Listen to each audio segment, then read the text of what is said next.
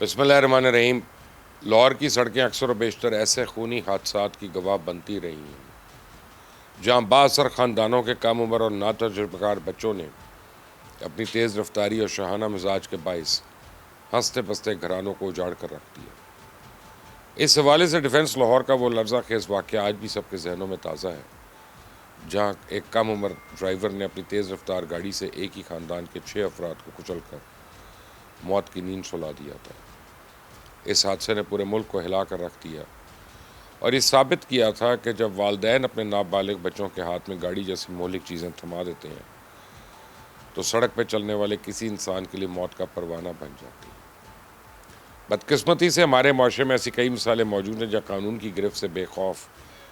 یہ کم عمر لڑکے دوسروں کی زندگیوں سے کھیلتے ہیں، اور اب اسی فہرست میں احمد حسن کا نام بھی شامل ہو چکا ہے، جو ایک ایسی ہی مجرمانہ لاپرواہی کا شکار ہو کے آج اسپتال کے بستر میں اپنی زندگی کی جنگ لڑ رہے ہیں۔ احمد حسن کے ساتھ پیش آنے والا یہ واقعہ محض ایک اتفاقیہ حادثہ نہیں، بلکہ اس طبقے کی سنگ دلی اور قانون شکنی کا واضح ثبوت ہے، جو اپنی دولت اور اثر رسوخ کے نشے میں انسانی جان کو کوئی اہمیت نہیں دیتا۔ احمد حسن کے ساتھ یہ ہولناک واقعہ 17 اپریل 2026 کو پیش آیا، جب وہ اپنی روزمرہ کی معمول کے مطابق نماز جمعہ کی ادائیگی کے بعد مسجد سے باہر نکلے اور اپنے گھر کی جانب پیدل روانہ ہوئے۔ وہ اپنے ساتھیوں کے ساتھ گپیں لگا رہے تھے، مین بولیوارڈ کی ایک لین سے گزر رہے تھے کہ اچانک ایک سفید رنگ کی طاقتور لگژری گاڑی LED 159541 تھا، جو بجلی کی تیزی کے ساتھ آئی۔ اس گاڑی کو ایک کم عمر لڑکا شمائل آصف چلا رہا تھا، جس کے پاس نہ تو کوئی ڈرائیونگ کا تجربہ تھا، نہ اس عمر میں سے گاڑی چلانے کا کوئی قانونی حق حاصل تھا۔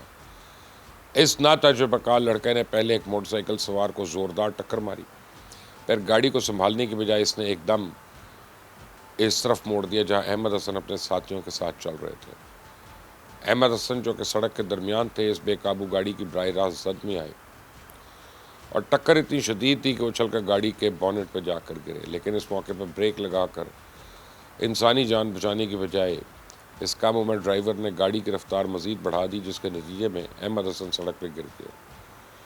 وہ بھاری بھرکم گاڑی اس کے سینے اور پسلیوں کے اوپر سے گزری اور انسانیت یہیں پہ ختم نہیں ہوئی، بلکہ گاڑی نے کئی فٹ تک اس شخص کو سڑک پہ گھسیٹتی چلی گئی، اور جب وہاں موجود لوگوں نے دلخراش چیخیں سن کر شور مچایا تو ڈرائیور نے گاڑی روکنے کی بجائے اس کو ریورس کر دیا، جس سے احمد حسن کا جسم ایک بار پھر ان بھاری بھرکم پہیوں کے نیچے کچل کر رہ گیا۔ عینی شاہدین کا کہنا ہے کہ گاڑی سے اترنے کے بعد شمائل آصف کو اس بات کا رتی برابر بھی دکھ یا افسوس نہیں تھا کہ اس نے جیتے جاگتے انسان کو کچل دیا،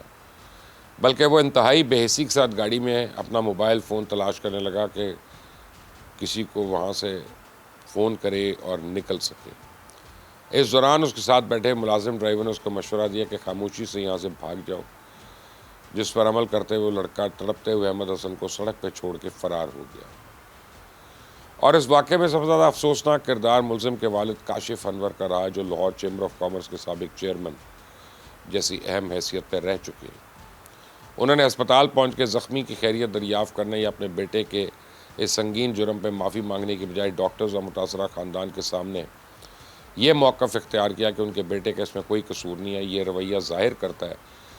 کہ کس طرح طاقتور اور ظالم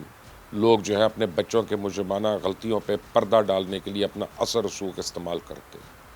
ہوگا چیمبر کا پریزیڈنٹ، ہوگا چیمبر کا چیئرمین، لیکن یہاں پہ اس کا بیٹا ایک مجرمانہ غفلت کا مرتکب ہوا اور وہ اس کو بچانے کے لیے آیا ہوا تھا، اور پھر قانون کو یہ لوگ اپنے گھر کی لونڈی سمجھتے ہیں۔ طبی رپورٹس کے مطابق احمد حسن کی حالت اس وقت بھی انتہائی تشویشناک تھی،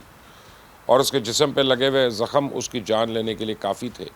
اس کے پھیپھڑے مکمل پنچر ہو چکے تھے اور پسلیاں ٹوٹ کر اندرونی اعضاء میں دھنس گئی تھیں، جس کی وجہ سے اس کو سانس لینے میں بھی شدید دشواری کا سامنا تھا۔ سروسز ہاسپٹل کے ڈاکٹرز نے ہنگامی طور پہ اس کے سینے میں ٹیوب ڈالی تاکہ اس کے پھیپھڑوں کو دوبارہ کام کرنے کے قابل بنایا جا سکے اور انہیں زندگی کی جانب واپس لایا جا سکے، جبکہ دوسری طرف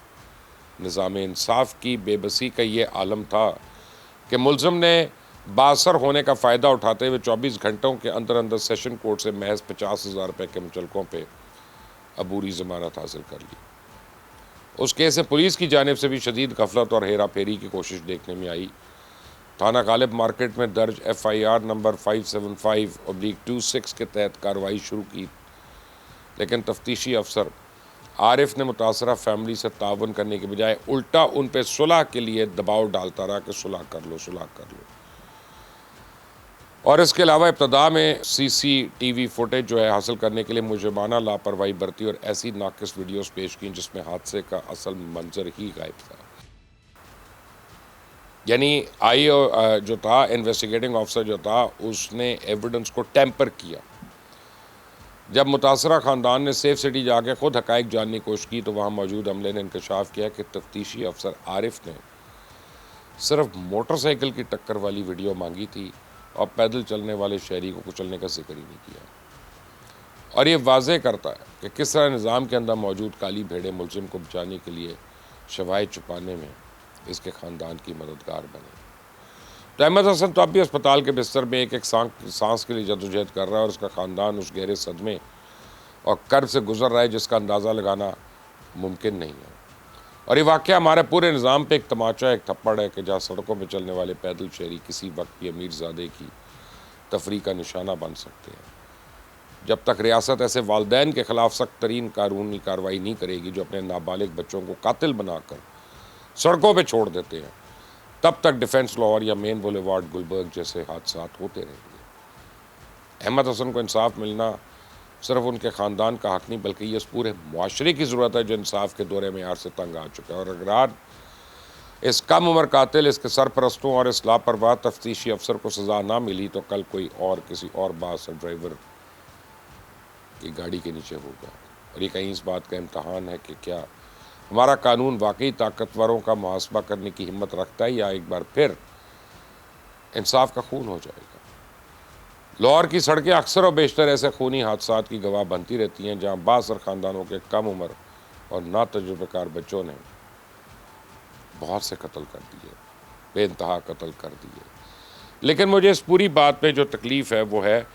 chamber of commerce and industries کے سابق چیئرمین کے ساتھ، کہ جو جانتے پوچھتے انٹینسیو کیئر یونٹ کے اندر آ کے آپریشن تھیٹر کے باہر کھڑا ہو کے وہ یہ سائن کروانے کی کوشش کر رہا تھا کہ میرا بچہ بے گناہ ہے، تم لوگوں نے اس کو کوئی معاف کر دیا۔